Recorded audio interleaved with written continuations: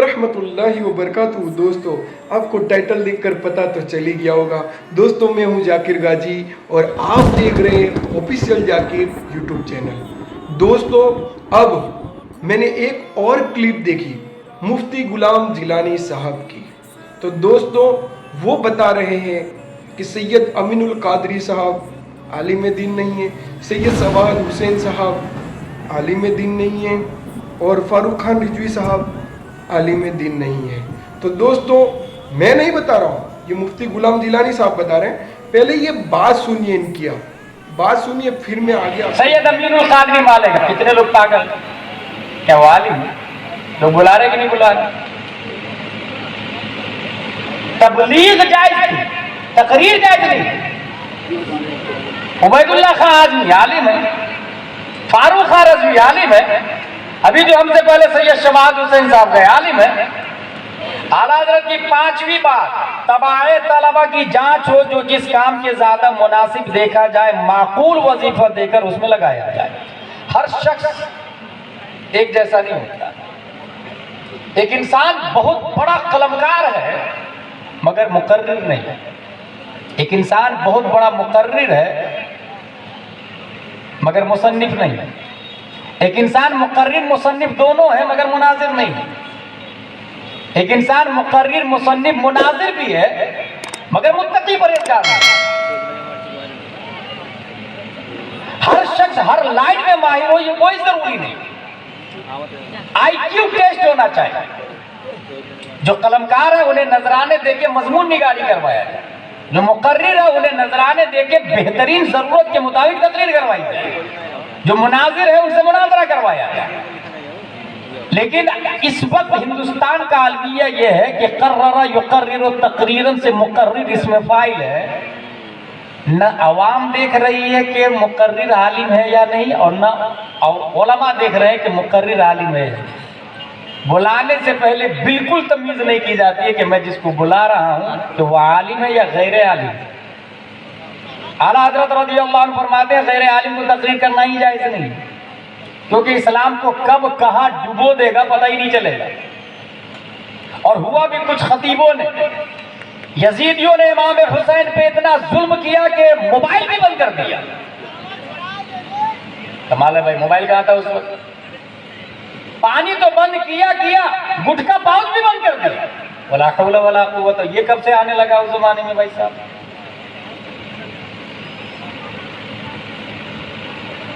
اور اس وقت تقریباً 30% بلکہ 50% بولوں گا میں، 50% تقریباً خطیب ہندوستان کے غیر عالم۔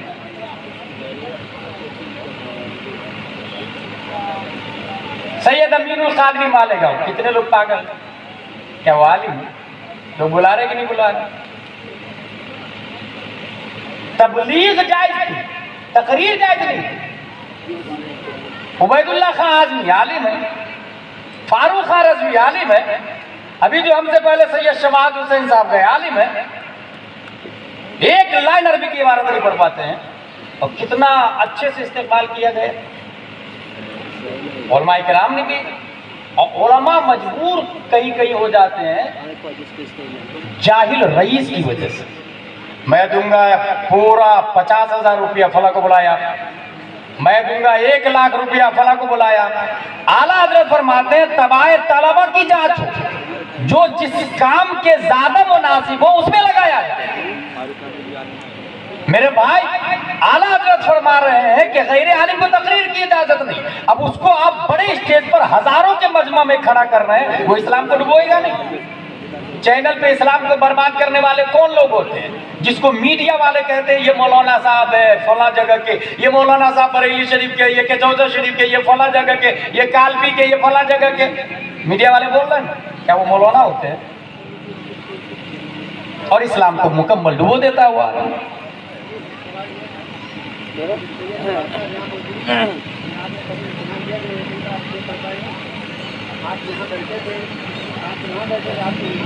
ہوا قابل تعظیم ہے لیکن قابل اتباع نہیں۔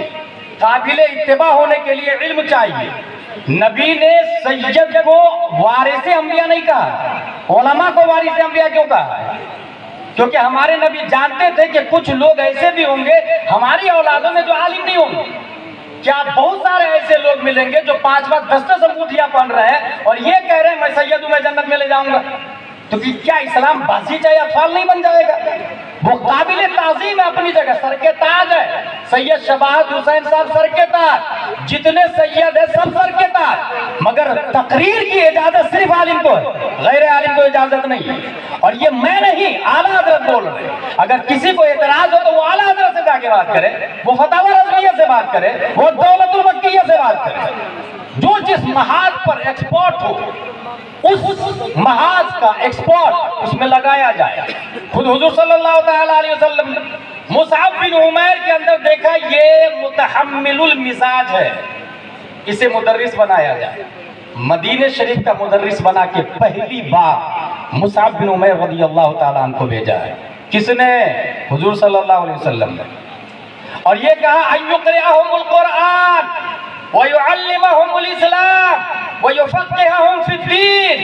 آپ جائیے ان کو قرآن پڑھائیے, اسلام سکھائیے, دین سمجھائیے. جو جس لائن کا ایکسپورٹ ہو. خود حضور حافظ ملت علیہ رحمہ و رضوان علامہ ارشد القادری سے کہتے ہیں آپ ٹاٹا چلے جائیں, کوئی پلیٹ فارم نہیں, کوئی مدرسہ نہیں, مگر علامہ ارشد القادری کے اندر وہ پاور تھا. حضور حافظ ملت نے دیکھا کہ میرا یہ شاگرد بنجر زمین کو زرخیز کر سکتا ہے, اور یہی وجہ ہے کہ فیض العلوم کی بنیاد رکھی اور چند سالوں میں نہ جانے کتنے 100 علماء کو پیدا کیا. حضور محدث کبیر دامت اللہ علینا کو حضور حافظ ملت نے کہا آپ کولکتہ چلے جائیے اور لوگوں کو پڑھائیے, کیونکہ حافظ ملت نے دیکھا ہاں حضور محدث کبیر کے اندر وہ چھمتا ہے کہ لوگوں کے خالی سینہ کو علم نبی کا مدینہ بنا سکتے ہیں. یہی وجہ ہے کہ اس وقت ہندوستان میں جتنے علماء ہیں بالواسطہ یا بلا واسطہ حضور محدث کبیر کے شاگرد ہیں یا ان کے والد محترم کے شاگرد ہیں. جو جس کام کے قابل ہو اسے لگا دیا جائے. اعلیٰ حضرت کی 6ویں بار ان میں جو تیار ہو جائے تنخواہیں دے کر ملک میں پھیلائیں کہ تحریر, تقریر, وعظ, مناظرہ کے ذریعے اشاعت مذہب ہے. اگر ہمارے یہاں یہ نظام ہو جو اعلیٰ حضرت نے کہا ہے تو آپ بتائیے کہیں صلح کلیت, وہابیت, فسق, فجور, ظلم, ستم اتنا فروغ پاتا جتنا آج پایا ہوا ہے. اور اعلیٰ حضرت رضی اللہ تعالیٰ عنہ نے صرف تھیوری نہیں لکھا بلکہ اس پر عمل بھی کیا. علامہ عبدالعلیم میرٹھی کو جب علامہ بنا دیا تب کہا آپ پنجاب یونیورسٹی میں جا کے انگلش پڑھیے. پنجاب یونیورسٹی بھیجا, وہاں سے جب انگلش ایکسپورٹ بن گئے تب اعلیٰ حضرت نے ان کو فورین کنٹری بھیجا.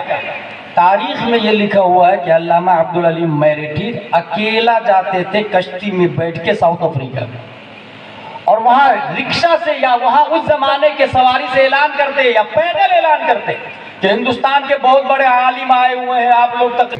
مجھے پتہ نہیں چل رہا ہے کہ کیا سید امین القادری صاحب کو لوگ زیادہ بلا رہے ہیں, کیا یہ وجہ پرابلم ہے؟ کیا سید صباحت حسین صاحب کو لوگ زیادہ بلا رہے ہیں, کیا یہ پرابلم ہے؟ حضرت میں مفتی غلام جیلانی صاحب کو بتانا چاہتا ہوں کہ سید امین القادری صاحب وہ شخصیت ہے کہ جن کے بیان سن کے نوجوان گناہ کے راستے پر تھے صحیح راستے پر آ گئے, غلط راستے پر تھے صحیح راستے پر آ گئے. کچھ نوجوان نشے میں مبتلا تھے, نشہ چھوڑ کر صحیح راستے پر آ گئے. بے نمازی تھے نمازی بن گئے. سنت رسول اپنے چہرے پر نہیں تھی, سنت رسول رکھ لی. یہ وہ سید امین القادری صاحب ہے. میں ڈیپینڈ کرنے والا کوئی نہیں ہوں, میں تو ایک عوام ہوں, میں ایک جاہل انسان ہوں, میں ایک عوام ہوں. دوستو سید صباحت حسین صاحب کی ابھی میں کچھ دن پہلے شاید ایک ہفتہ ہوا ہے ہمارے گاؤں سنترام پور کے اندر مجھے میرے بھائی کا فون آیا کہ سید صباحت حسین صاحب آ رہے ہیں, وہ کیسا بیان کرتے ہیں. میں نے بتایا جب وہ تقریر کرتے ہیں تو آپ کے دل کو جھنجھوڑ کے رکھ دیتے ہیں. آپ کا دل مطلب समझो। तो फिर बाद में जब सैयद सवाद हुसैन साहब आए, उनकी तकरीर हुई 1 या 1.5 घंटा जो भी हुआ, इसके बाद मेरे भाई का मुझे फोन आया कि भाई कम से कम 8 से 9 लोगों ने सुन्नत रसूल मतलब कि दाढ़ी रखने की नियत की। ये सैयद सवाद हुसैन साहब है। ये तो मैं मेरे गांव का वाकया बता रहा हूँ।